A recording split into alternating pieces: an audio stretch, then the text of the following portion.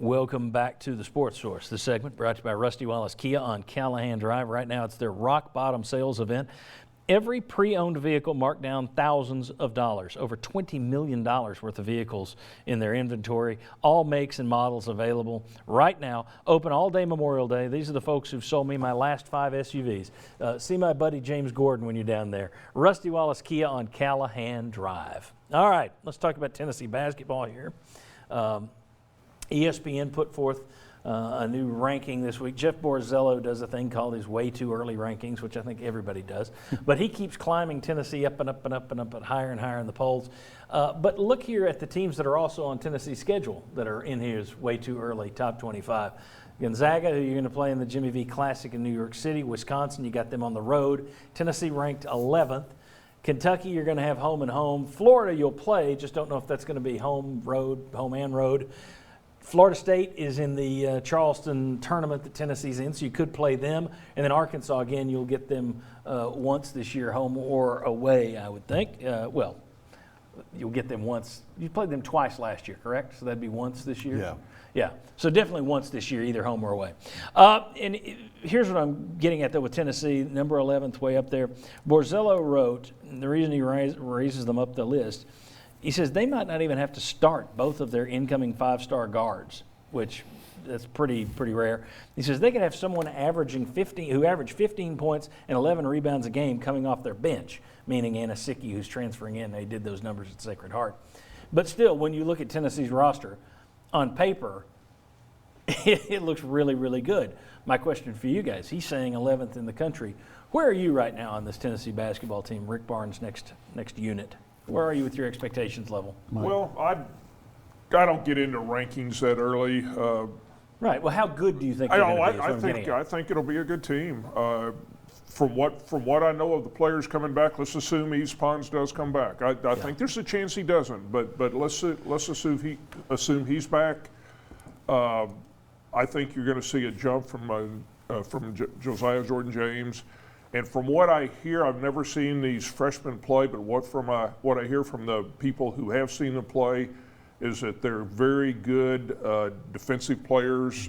You know, I just think if you're good on defense, that gives you a chance. And I think the Anasicki's a nice role player addition inside. So I think this is going to be a darn good team. And Mike, to your point about the defense, most specifically, some of what they do the best is on the ball defense. Yes. And that was really where Tennessee was so weak a year ago. And they didn't have an answer there.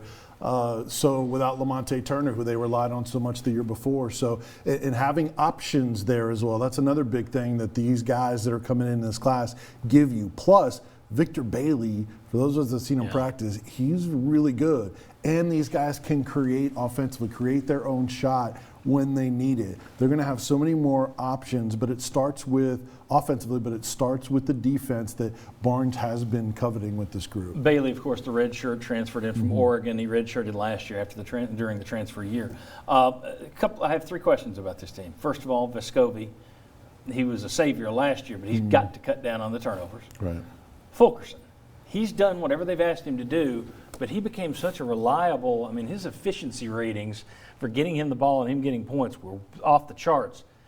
How do they use him this year when you have more talent? Is he in the same role? Does he take a step back? Is he cool with that? The other thing is, Rick Barnes is not someone the last 2 years who has worn out his bench. It's been quite the opposite. You have a very deep team this year. How long does it take him to figure out what his rotation is, and do you have some griping because you have so many players? You've got guys like Anasicki transferring in. You got Bailey who transferred in. You bring in these 5-star freshmen. That's a lot of guys to get who all want a lot of minutes, and he's not a guy who gives a lot of minutes to a lot of guys. So to me, that is one of the big question marks going into the season. But on paper, this roster looks fantastic. Yeah, his options are fantastic. Let's put it that way. Absolutely, and I think Rick Barnes is the kind of coach that will adjust to what he has. If he has a shorter list of guys that he trusts, then he'll shorten the bench. When he has more options, like a couple of years ago, I think he will play more guys. And as far as your question about Fulkerson, I don't think it changes because Rick Barnes still believes in him and there's more there for him. So I still think that he's going to still be a big factor. Maybe they don't have to play him as many minutes, and that's where it helps him in the long run at the end of games. If Pons is back, Anasicki's going to get some minutes. Surely Urosh will take a step forward and be a little bit of a factor there. Potentially. He's got to show me something. But yeah. It's going to be an interesting year. I'm not saying Rick Barnes can't figure it out. Obviously, the man's got a Hall of Fame career behind him. But just to sum up what I was getting at there, I don't think Fulkerson will have to play 33 minutes, say, this year. That has been something, especially last year, he even admitted the fact that he wasn't sure on what he was doing with the bench at times. And I think that you might have missed Rob Lanier a little bit last year on that front. So when you've got more options now, you don't want it to be one of those years where, well, we've got 6 guys that we play, but we're 15 deep. Okay. Right. So it'll be interesting to see how he figures out his mix and match options. And just real quick to answer your question, I do think I'm fine with 11. I think potentially they're a top 10 team. Talked to Paul Biancardi from ESPN, who studies the draft and is a college basketball analyst. He said if Pons comes back, they're not only one of the best teams in the SEC, they're one of the best teams in the country. Now that's a little ambitious, perhaps, but he knows the game. And I just think we don't know what everybody's going to look like just yet. But I think the potential's there with Pons back. It's such a tournament sport. Right. And I think we saw this a couple of years ago. You're number 1 for a month. The rankings are all about recruiting. Yeah. It keeps you on television. It keeps people talking about you. It's all about recruiting.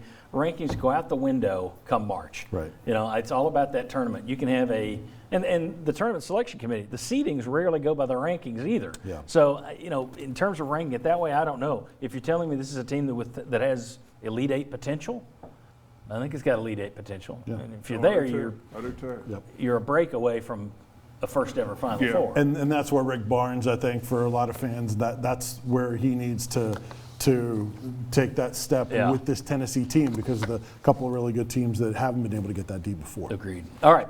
When we come back, what was the best single season for a Vol player that we have covered? We got 3 different ones. I think they're pretty good. See if you agree. Come on back on the Sports Show.